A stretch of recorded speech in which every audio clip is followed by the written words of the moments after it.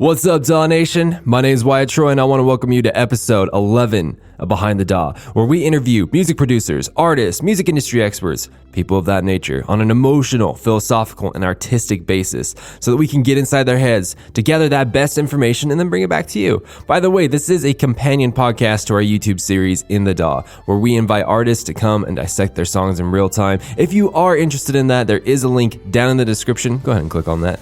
Three things really quick before I introduce you to the guest that we have this week. There are 3 links down in the description. Link number 1 is for the Patreon. If you want to help In the DAW, Behind the DAW, keep going, to keep bringing you these interviews indefinitely, for free, forever, please check that out. It's literally $1 a month. And plus you get access to a private Discord community and a bunch of other things, so please check that out. Number 2 is the suggestions link. If you want to suggest someone to come on the show, go ahead, click on that link. And then finally, the 3rd link is for private lessons. If you want private lessons in electronic music production or social media marketing, go ahead, click on those. Find a time for you, find a time for me, and we'll get you going. And we'll help you on your musical journey. So, who are we interviewing today? Today we are interviewing Marko G. Who is Marko G? Well, you may not know him directly, but I can almost guarantee you've listened to his music before. Maybe you know Lindsey Stirling. Maybe you know her song Crystallize. The thing has like 53 million views on YouTube right now. So what are the things that we're going to be learning from Lindsey Stirling's producer today? We're going to be talking about many things, but here's a couple of things to look out for. So, number 1, why is it important to have a presence outside of the music hotspots like LA, New York, Nashville? Why is it important to have a presence outside of there? Why is it important to have a music presence in Salt Lake City or Denver or Portland or wherever it is? We're going to talk about that. Number 2, we're going to be talking about, do you have to create your own music to feel fulfilled? Is it possible to create music for other people, kind of like what Marko did for Lindsey Stirling, and still feel fulfilled? Is that possible? Stay tuned. We're going to talk about it. And then finally, we're going to get a brief look into Marko's spiritual beliefs. Now, I understand that most of the time, spiritual beliefs are they're kind of a hard thing to talk about. But I would encourage you to listen to it because it opens your mind to different beliefs, different thoughts, different ways of seeing the world. I'd highly encourage you to open your mind just to see what it is. You know, that's what the whole podcast is about, is to open your mind to get different perspectives. So make sure to stay tuned for that. And finally, if you like this episode, please like, comment, subscribe, repost, follow, whatever is appropriate on the particular platform that you're listening on. Maybe you're listening on YouTube or Spotify or SoundCloud or iTunes or Google Play or Deezer, or really wherever you were listening to. You go ahead and just do the appropriate thing on that platform. It helps us know that what we're doing is legitimate, that we're going in the right direction, helping you in the fashion that we're supposed to. So, with all that out of the way, DAW Nation, and without further ado, I want to introduce you to Marko G.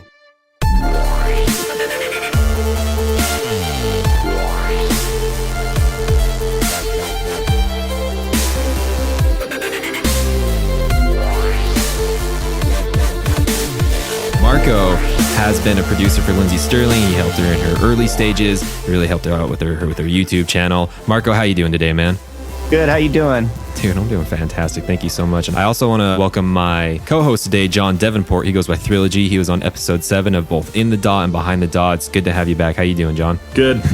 Sweet, man. We've missed you, John. So what's really, really awesome, we're all Utah boys, even though John's from Alaska, Marko's from Cali, but this is really, really nice to all have them here, have a nice common connection. Most of the time I'm talking to people from around the world, so this is awesome. And we can all testify that Utah is an absolutely incredible place. I mean, am I wrong, or is this the place? I love it here. I think it's great. That's you got everything you need. So, Marko, for those who don't know you, and especially for those who do know you, but maybe don't know some more of the intimate details of your music career, let's start with that. Let's, tell us a little bit more about your music career. Sure. So what I did is I moved to LA when I went to college. I went to UCLA. I kind of got my start there in Los Angeles. And I started off kind of doing music for mostly commercials and TV programming. And from that, I ended up kind of like getting into a situation where I was starting to make some royalty income. From that, I started using my royalty income to buy up a bunch of gear. And I literally lived in an abandoned abandoned fraternity house for like, seriously, like this place it used to be a fraternity and then they like shut it down and then they just rented it to people. It was just a way I could keep my rent super cheap and like spend like all my money on musical equipment. I think I was paying like $600 a month for rent living in LA, and I had $80,000 worth of equipment in this tiny room. Kind of how it went down. That was how it kind of got kickstarted. And then at some point I met this girl and we decided, hey, we're talking about getting married. And she said, well, Utah is a great place to raise kids and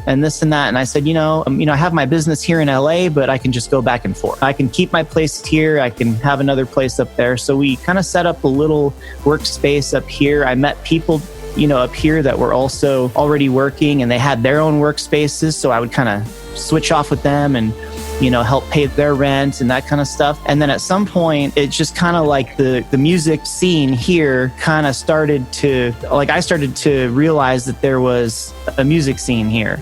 And I didn't really feel the need to be going back to LA anymore. And so I just kind of stayed here. And in fact, I got rid of my place in LA, sold a lot of my analog synths. I mean, this was the time do you guys remember when Nexus 2 was like really just like everyone thought it was like the best kept secret? They're like, shh, don't tell anybody about Nexus 2, man. Like, everyone thought they had the secret weapon, and then but everybody had it, Yeah. And so that was about that time. And like, I remember I was working on EDM stuff even back then. And this was like 2009 or something like that. I had Nord leads. I had Virus TIs. I had these crazy synths by Studio Electronics there was one called Omega 8. There was one called SE1. These are like super analog stuff that like Dr. Dre used all over his Chronic 2001 album, and that whole, like all that crazy spacey stuff, and so I had all those. And I remember I got on Craigslist and I literally sold almost every single analog keyboard I had. I just got rid of it. Yeah. And I was like, cause like Nexus 2 was kind of like, I was like, it was doing everything I wanted to do at that time. And I didn't feel like the analog stuff was doing anything that the other stuff couldn't do better for the style that I was, working on. And the only thing I kept was my Virus TI. That's it. That's all I kept. I even had a Virus C, which was actually super sick, but I mean, I don't regret selling any of this stuff. So I got here and I had my Virus TI. I kind of used that a little bit, but then at some point I even sold that because for EDM, I just felt like, software was where it was at. So I left LA. I sold all my stuff. I kept some stuff, but I had like $11,000 worth of just cash from selling my stuff on Craigslist. And I hightailed it out of there and came up here. And to be honest, there was kind of a little bit of sadness, like, oh man, I'm leaving this place behind. And, eventually I kind of just realized like, the type of clientele that I was really kind of more jiving with was the type of clientele that was here. Being a member of the LDS church and all that kind of stuff, it was just kind of like, I just felt like people here kind of had the similar, ideas that I had about the purposes of music, that kind of stuff. So I was totally cool with like, working here and I had enough going on. The TV thing kind of started to fizzle a little bit just because a couple of the programs that I was working on just kind of started to die. And so I just kind of transitioned to like working more with artists. And so that's kind of what I've been doing now is just working mostly with artists, YouTubers, and that kind of thing. So we were talking a little bit before we started recording this. And so, and this is good because you just talked about the YouTubers that you were working with here, working with a lot of the Utah music scene. A lot of people don't really understand what that is, but just to like give a lot of people just a little bit of a background really quick. There's like Alex Boye, Lindsey Stirling, Imagine Dragons came out of here, Neon Trees, Van Lady Love, Foreign Figures, Cascade came out of Utah. Am I forgetting any major ones right now? Wasn't the Used or something out of Utah? The Used was Piano Guys. That's right. Yeah, so there's actually quite a big successful music community here. I mean, we have Trilogy on here. All right, what's up, Trilogy? What's up, guys? And tons of kids that are singing and doing well in their craft end up going to like The Voice. I mean, I don't know how many contestants have been on The Voice that are from Provo or even St. George. Absolutely, no, you're absolutely correct. I would say, I mean, this is kind of personal opinion, I would guess, but I would say kind of I hate saying this, the most famous, quote unquote, person that you've worked with thus far or went on to the biggest amount of success. Again, success is an arbitrary term, but would be Lindsey Stirling. I mean, would you say, is that correct? Right. Well, I would say that the person that I've worked with so far that I've helped develop that has gone on to have the biggest career is Lindsey Stirling. Yeah, that's true. Okay. Gotcha. So with that being said, I mean, walk us through some of the journey that you went through with her. I mean, what did you help her out with? What were you involved with her? The way it worked out is that, so I moved up to Utah. There was a studio that I was kind of renting or half sharing with another producer here. And what happened is I was playing some beats for, one of the guys that was just hanging out, like a drummer was on a track and he was just hanging out, and I played him some beats that I did. And he was like, man, these are crazy. Like, I got to hook you up with my friend, this girl, Lindsey, she was just on this show called America's Got Talent, and she had just finished the season. And I don't know if you saw the season, but they kind of trashed her and they were like, yeah, you're going to get boring after 15 minutes or something like that. They were not nice, which is kind of funny because then she ended up becoming a big star. But so he introduced me to her. His name was Brandon Cummings, and he was a drummer here in Utah. Super nice guy. Introduced me to Lindsey, and Lindsey said, so she, at that point, she was the hip hop violinist. That was her thing. And she even had a video on YouTube where it said hip hop violinist, and she had sent that in, and that's how I think she got on the show, or I can't remember exactly, but something like that. And she had like 1 million views on this little video that she did where she played violin over like some hip hop track. And so that's how she got her name, hip hop violinist. And then what happened is we were talking about doing some original music, and she needed a producer. She had worked with other producers before, and I guess, she wasn't really 100%. And so she started working with me, and I was kind of like way into like electronic, like way into it.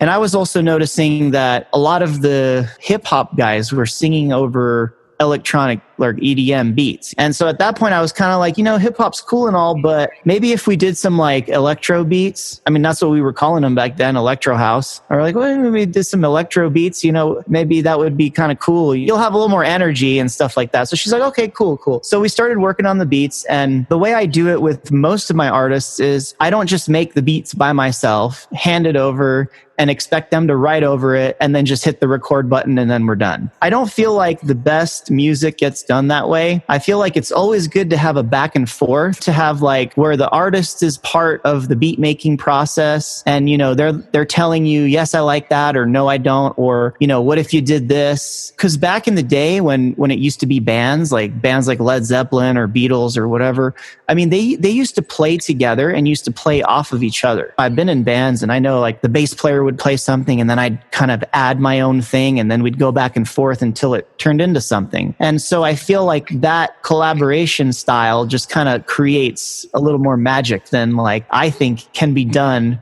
by yourself. I feel like two heads is better than one, that kind of theory. So that's how we did it. We would work on all the beats first. We'd make sure that I liked it and she liked it and we were both cool, this beat is done. And so then what she would do is she would take that beat, she would take it back to her little apartment in Provo here, and when I think she was still going to BYU or something, and she was living with roommates and all that stuff. I just remember she would take like a little bit of time. She would work on these songs. She would come up with violin parts, and then she'd say, "Okay, cool. I think I'm ready." So then she'd come to the studio, and we'd set up a pair of U87s, throw them through like either a Grace preamp or a Neve, like a 1073. We would set it up, and then she would start playing her parts, and I would kind of listen to the parts, and I'd kind of say, "Oh, okay, that part sounds really, really awesome right there. What if you repeated it again on this next bar?" And then, she would try it and then she'd say like, "Yeah, I like that, but what if this?" And so we would do the same thing on the violins.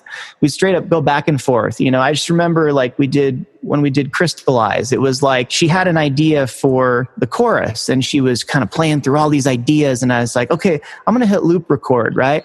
So I hit loop record and she's playing all these crazy, all these crazy ideas, right? And then I remember, I think it was like 4 a.m. or something. She was going to go on a plane ride the next day to go film at this ice castle. And in fact, she didn't even know which song she wanted to do. And so it was really late at night and she's just kind of ramming through all these notes. And so what I did was I ended up kind of doing a loop record. And over the course of this loop record, I realized, oh, okay, these parts really fit the chord change really well. And these sound really, really great. These arpeggiated lines sound really great over the chord changes. So what I did was I used the playlist to kind of chop up what I thought the violin part should be. Oh. And then And then I played it back to her and I was like, okay, can you play that? Can you like play with that and like learn that and then play that? And she's like, yeah, sure. So then she played through that and played it. And that ended up being the chorus. That ended up being like, so we went through multiple phases of back and forth collaborating, like, what do you think? Or I think this, or,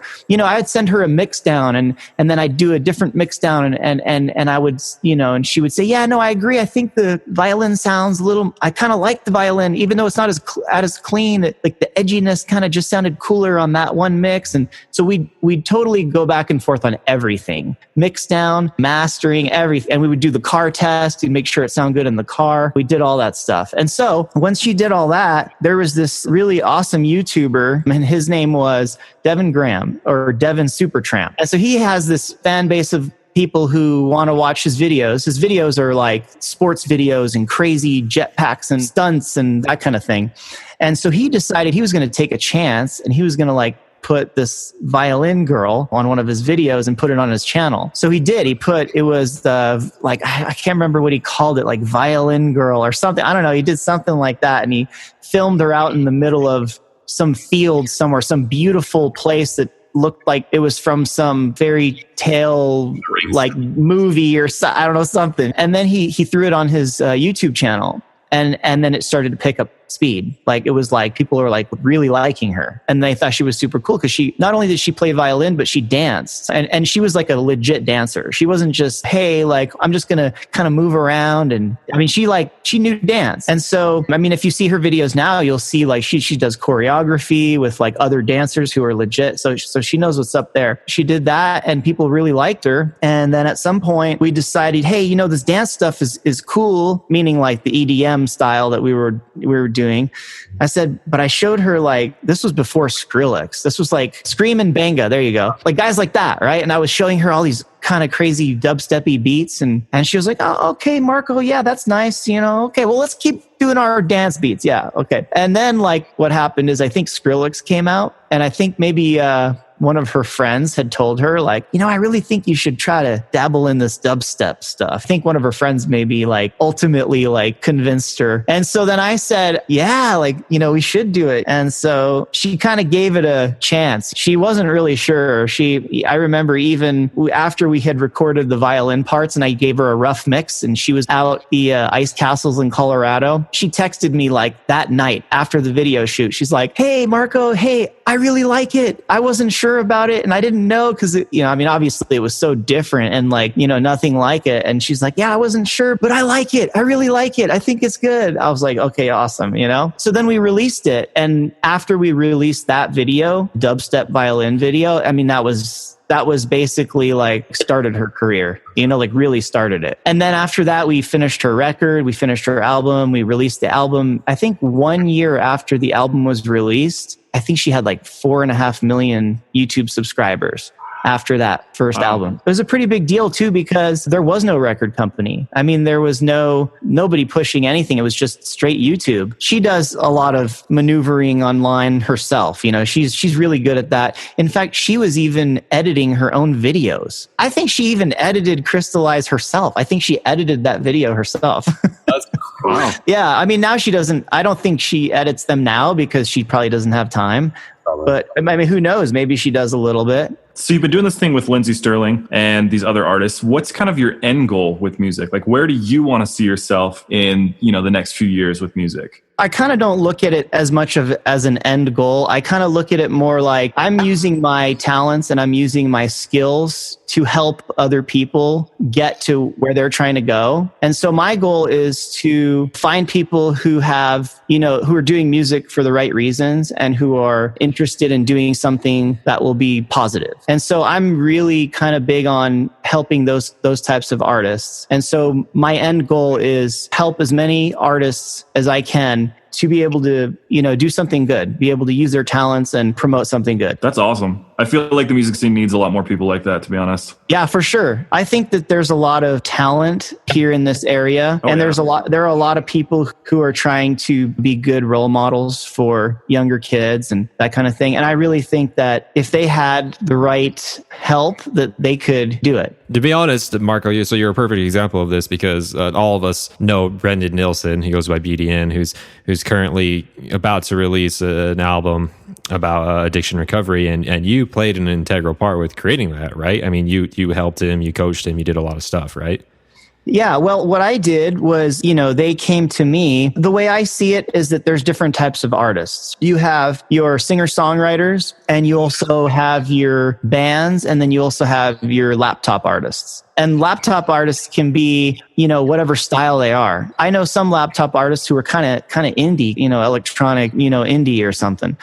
And then there's other guys that are just, really straight EDM. For sure. And I think BDN is really like electronic dance. He's kind of in that zone. He's basically like what I would say a laptop artist. Mm-hmm. He creates his music on his laptop, and he's got a little setup, a nice setup that he uses. But what I'm doing for him is I'm helping him, with the mixing and mastering, and also with a little bit of production. So, for instance, he'll bring a song to me, and I'll just kind of, we'll pull it up on Ableton, and I'll just kind of go through it, and I'll say, hey, well, this, musically, it is what it is. He's done his thing and it sounds cool and I really like it. But, this one sound could use a little bit of this, or maybe this kick drum could be replaced with something a little different, or, I see where you're going with that, but let's try this, even sometimes arranging, hey, what you have here works, but let's just rearrange it a little bit so it has a different format. I was going to ask, I don't know if we have time, but I kind of wanted to rewind it a little bit and go before LA, kind of like what first got you into music. Like what was it that kind of drew you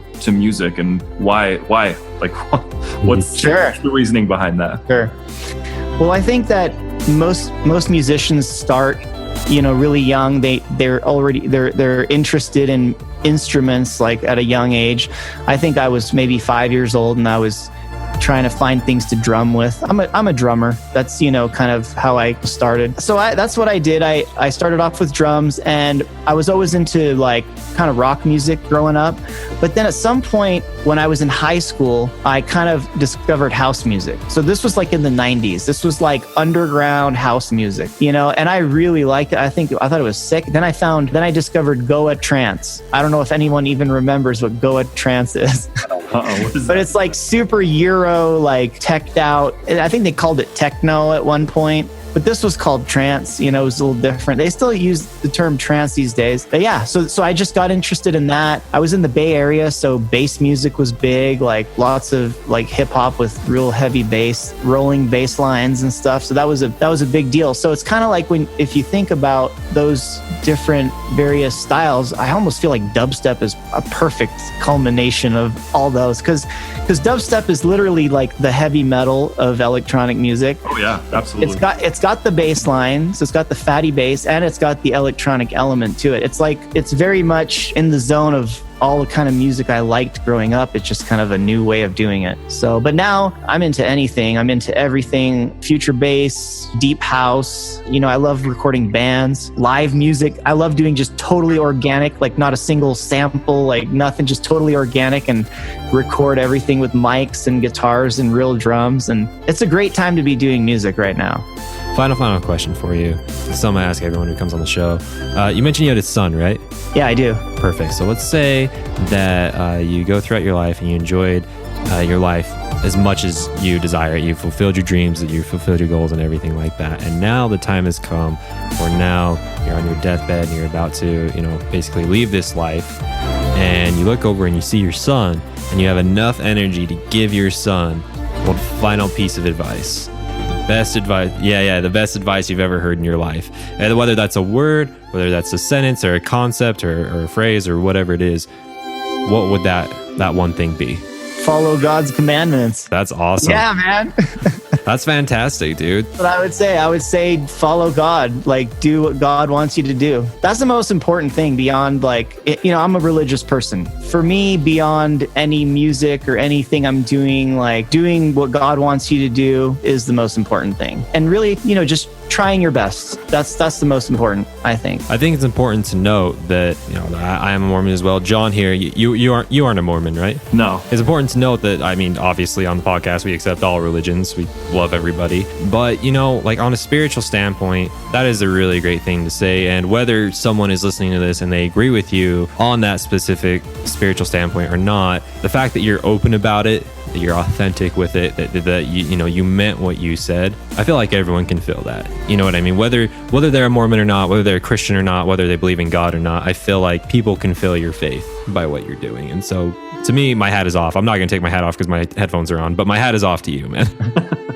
Thanks, man. Yeah, dude. And thank you guys so much. Thank you so much for coming on the show, dude. Yeah, thank you. Great. Thank you. What's up, DAW Nation? I hope you enjoyed this episode of Behind the DAW, episode 11, with Marko G, who is Lindsey Stirling's producer. If you enjoyed this episode, please let us know down in the comments or in the reviews on iTunes. But if you didn't, please let us know down in the comments or the review on iTunes.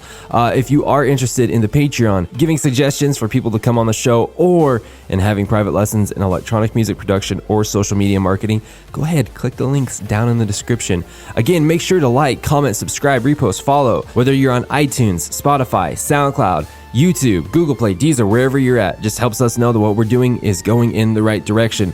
Finally, make sure to check out the next episode of In the DAW. If you really like sound design, the next episode of In the DAW is going to get you. It's with Frequent. If you don't know about Frequent and the Upscale Boys, please check them out. They're insane. The sound design techniques that we're going to be talking about is amazing. So make sure to check out that next episode. That is 11.5 of Behind the DAW with Frequent. We're going to be breaking down his song Alpha State. And with all that said, DAW Nation, I hope you have a fantastic day, and we'll catch you on the next episode of Behind the DAW.